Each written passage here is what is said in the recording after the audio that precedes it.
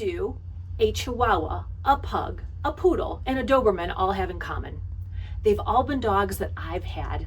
My name is Jean Alfieri. I'm an author, a speaker, and a dog fan. And before I read you one of my stories today, I'm going to tell you a little bit about myself. So, I mentioned I'm an author. You probably know what authors do. We write. But what kind of things do we write? We can write stories for kids or grown-ups. We can write true stories, or we can write fictional stories.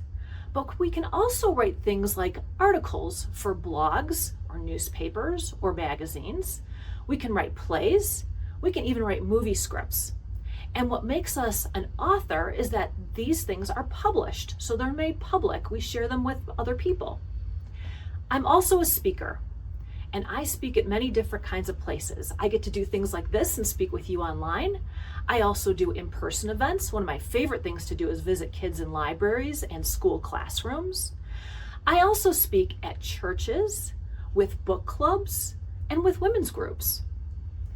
I'm also a dog fan, which you probably know means I'm crazy about dogs. I wear dog clothes, I have dog stickers, and some of my favorite family members are dogs. I brought some pictures today to show you. So, this is my dog, Rumble Rick. He was my first dog, and as you can see, well, you can't really see me, but he was rather big. Another dog I had was Silly Sally. She's an Airedale Terrier and quite the character, as you can probably tell. Another dog. Oh, Sir Reginald. He's a Chihuahua. Oh, the sweet boy. He wasn't really neighborly friendly, but he loved the family.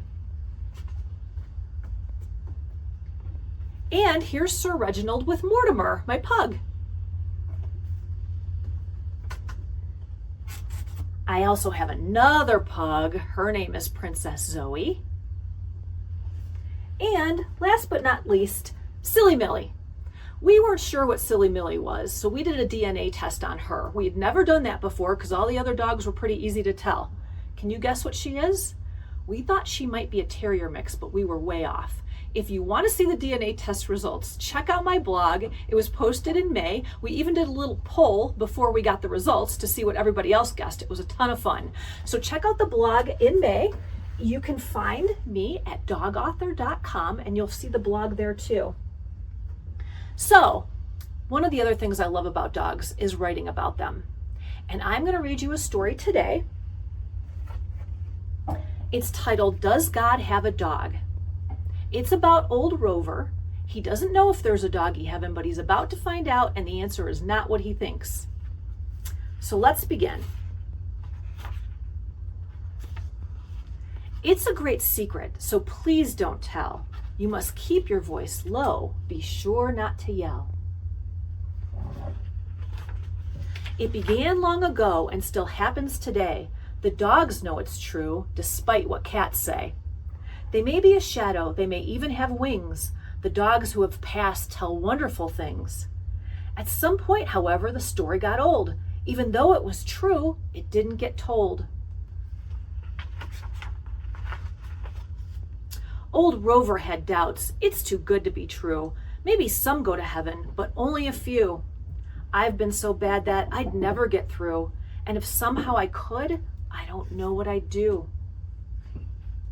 He stared out the window and continued to think. He jumped when he saw a weird flash of pink.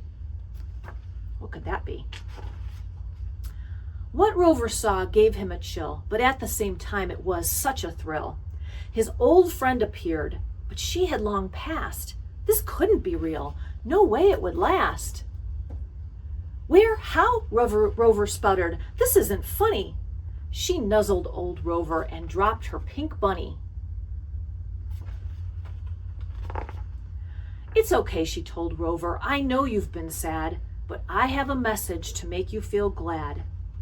A message from who? You've been dead for 3 years. I miss you so much, he said through his tears. It's true about heaven, though it's hard to leave here. I miss you too, and our family is so dear. Then it's true? Asked Rover. All dogs go to heaven? The big and the small and that lazy dog, Kevin? We all go to heaven when our time here is over. But it's better than that, she told tired old Rover. What could be better? He asked his old friend. Is there anything more we could want in the end? Her body was fading. Her face became pale. We get to be God's dog. Her whisper was frail. We get to be God's dog, Rover pondered out loud. Do we sit at his feet on top of a cloud? Does he take us for walks on wide sandy paths? Does he teach us new tricks and give us all baths?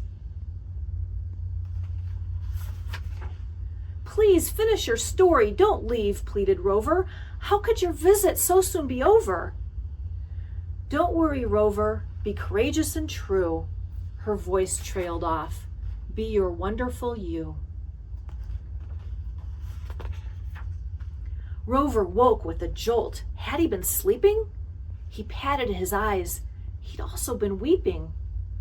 Was it all just a dream? He said to himself, then saw her picture up on the far shelf.